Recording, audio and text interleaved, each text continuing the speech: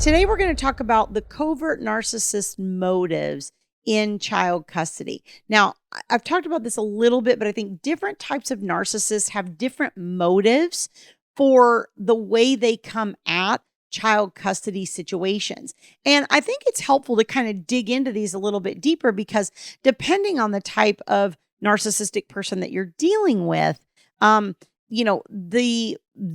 buttons that you need to push, so to speak, are going to look a little bit differently. Let me just remind you, if you like the content and find it helpful, don't forget to hit like on this video.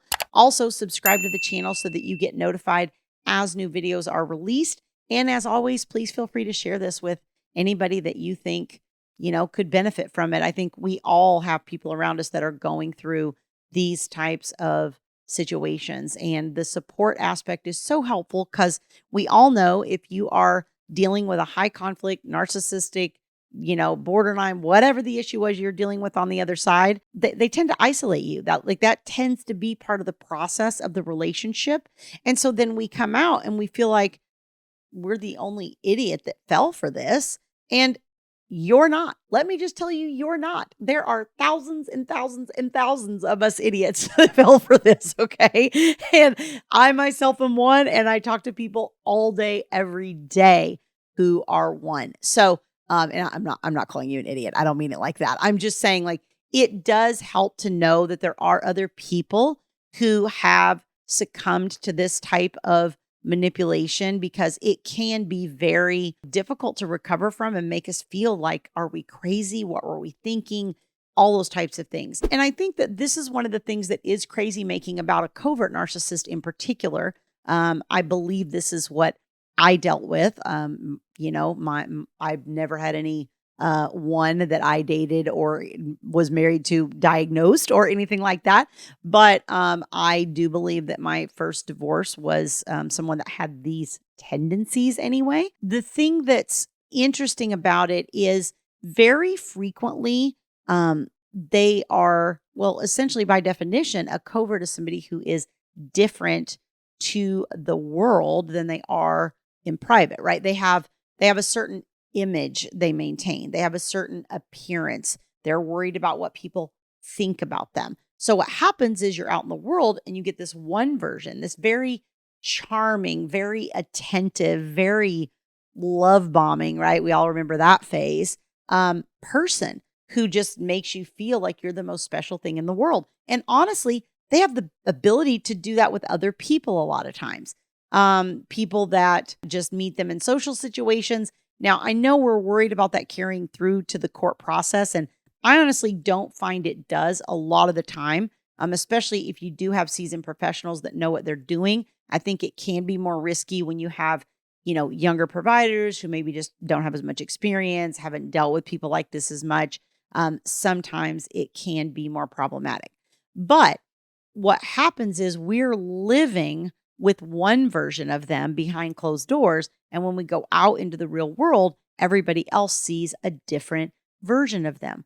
Why? Because they're concerned about their image. And in the custody realm, a lot of times this will translate to, I need everyone to think I'm this great parent. I'm a great mom. I'm a great dad. And even if they're not, even if they're kind of like, barely there most of the time and don't really pay attention, they want everyone else to believe that they're this great parent.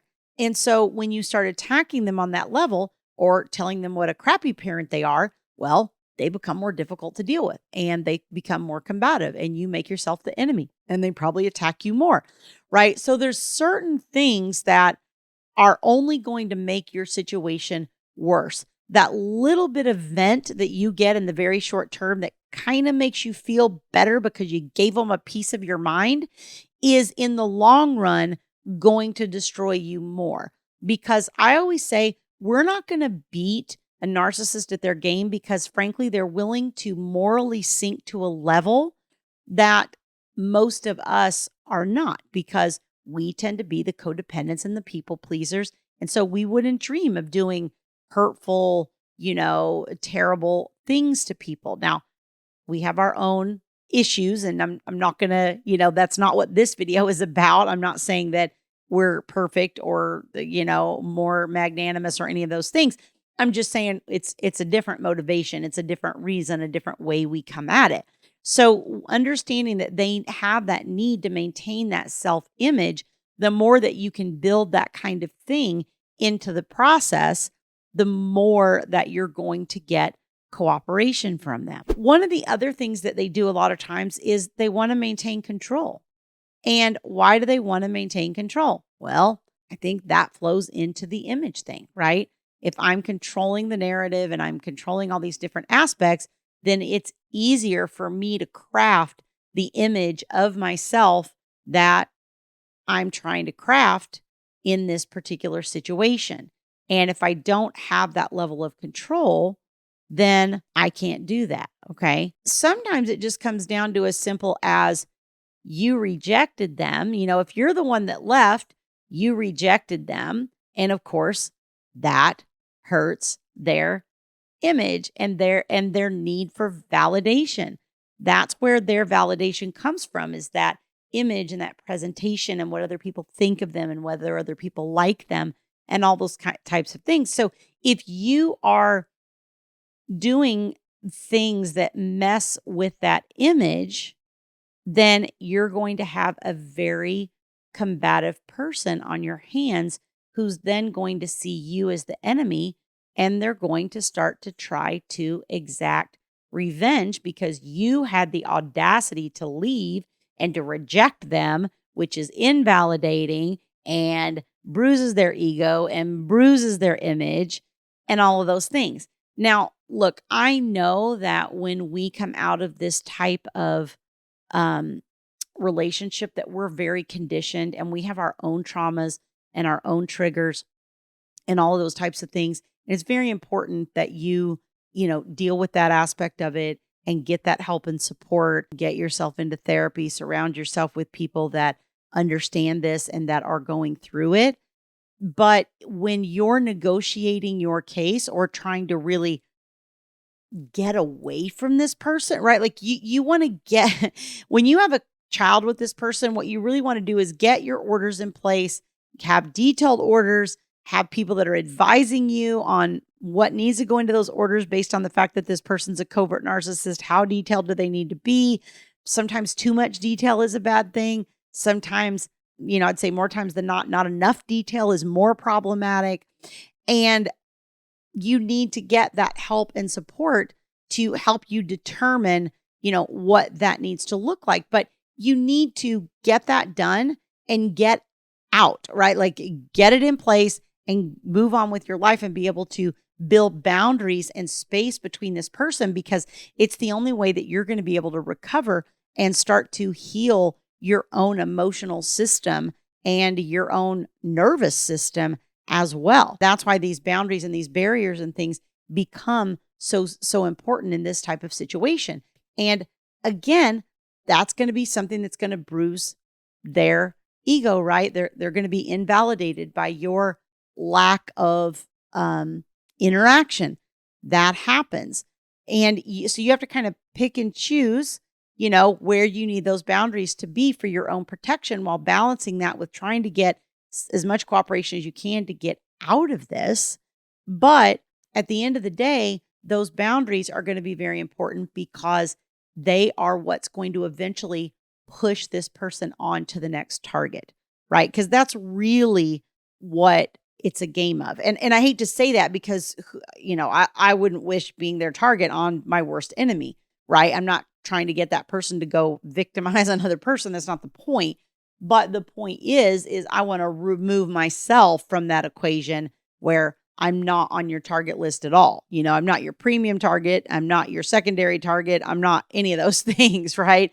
I am not on the list. I am over here in my little corner, and you move on to new targets and new things and leave me alone. And I was telling somebody today, it took me 8 years after my separation to actually accomplish that goal. And when you get to the other side of that and you're actually free emotionally of this person, and it can be done much faster than 8 years. So I don't want to make you 8 years. I hear you just like, cringing at the thought of 8 years. I'm a slow learner. Okay. I can be a little bit hard headed. And that's the purpose of a lot of what I do and what I teach is to help you get there faster. And honestly, the other side of that has been the most freeing and the most myself I have ever felt in my life. But I had to get to the other side of the emotional process of that conditioning and that toxic relationship before I could be who I am. And that's what I want to help you do is be fully who you are. If you'd like help with that, you can go to divorceuniversityonline.com/VIP-coaching. There's information on that page about my group coaching programs for moms and for dads. And there is also information about my premium VIP one-on-one services. Those services generally tend to be for people who have child custody issues, attorney for the children, domestic violence. Maybe you want to do a strategy run so that you can prepare for filing in court down the road. Any sort of premium support like that you're looking for, you can get more information on that page. And thanks for joining me. I'll see you guys next time.